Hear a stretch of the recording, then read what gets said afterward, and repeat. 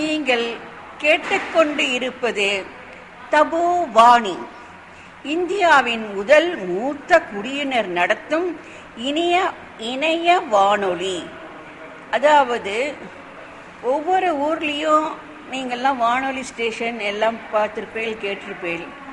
ஆனால் முதலாக senior citizen home எங்கள் தபோவனம் நடத்தும் வானொலி இது இன்னைக்கு என்ன விசேஷம்னு கேட்டால், இங்கே தபோவனத்தில் எந்த ஒரு ஃபங்க்ஷனும் விடாமல் நாங்கள் பண்ணிடுவோம். அந்த மாதிரி ரொம்ப முக்கியமான ஃபங்க்ஷன் என்னன்னு கேட்டால், இந்த மாதம் மகா பெரியவா அனுஷம்ல பிறந்ததுனால அனுஷன் அன்னைக்கு ரொம்ப கிராண்டாக பூஜை நடக்கும். அந்த பெரியவாளுக்கு அவர் நாங்கள்லாம் நடத்தணும் அப்படிங்கிறத விட அவர் எப்படி நடத்திக்கிறார் அப்படிங்கிறது தான் அங்கே ஒரு பெரிய விஷயம்.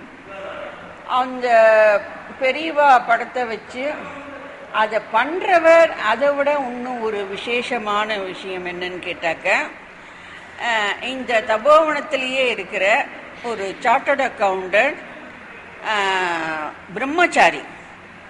ஏன்னா நம்ம இவருக்கு பிரம்மச்சாரி பண்ணுறது ரொம்ப விசேஷம். அதனால ஒரு பிரம்மச்சாரி ரொம்ப யதார்த்தமாக அவர் பெரியவா இல்லைன்னா அவர் இல்லை அப்படிங்கிற மாதிரி அதுலேயே ஊறி போனவர். அவர் அனுஷம் பூஜையை ரொம்ப கிராண்டாக பண்ணுறார். கொஞ்சம் எல்லாருடைய ஹெல்ப்போடையும் ரொம்ப அருமையாக அந்த சுவாமிக்கு பெரியவாளுக்கு மாலை கட்டி போட்டிருக்கிற அழகு ஒன்றே போகிறோம். இந்த மாதிரி இங்கே இருக்கிறவா ஒவ்வொருத்தர் ஒவ்வொரு மாதிரியான டேலண்டில் இருக்கா பாருங்க. இந்த மாலை கட்டி இருக்கிற அழகை மாமி, இங்கே நிர்மலா மாமின்னு ஒரு மாமி இருக்கா. அந்த மாமியை பற்றி ரொம்ப இன்ட்ரெஸ்டிங் விஷயங்கள்லாம் இருக்குது. அதுக்கப்புறம் நம்ம பார்ப்போம். இன்றைக்கி இப்பொழுது நம்ம நேரிடை ஒளிபரப்பாக அனுஷம் பூஜையை காணலாம். அந்த அனுஷம் பூஜை எப்படி ஏற்பட்டது என்றால், தபோவனத்தில் சொன்னேன் இல்லையா, சுப்புங்கிற ஒரு சார்ட்டர்ட் அக்கௌண்டன்ட் பிரம்மச்சாரி இருக்கிறார். அவர் கல்கத்தாவில் ஆடிட்டராக இருக்கிறார். அவர் 6 மாதம் கல்கத்தாவிலும் 6 மாதம் நம்ம தபோவனத்திலும் இருப்பார். இப்பொழுது இந்த குவாரண்டைன், இந்த கொரோனாவினால ஒரு 2 வருஷம் இங்கேயே இருக்க முடியாயிடுத்து. அது நாங்கள் செஞ்ச பாக்கியம்தான் நினைக்கிறோம். அந்த பூஜையினுடைய அழகை சொல்ல முடியாது. அன்னைக்கு பிரசாதம் சக்கரை பொங்கல்.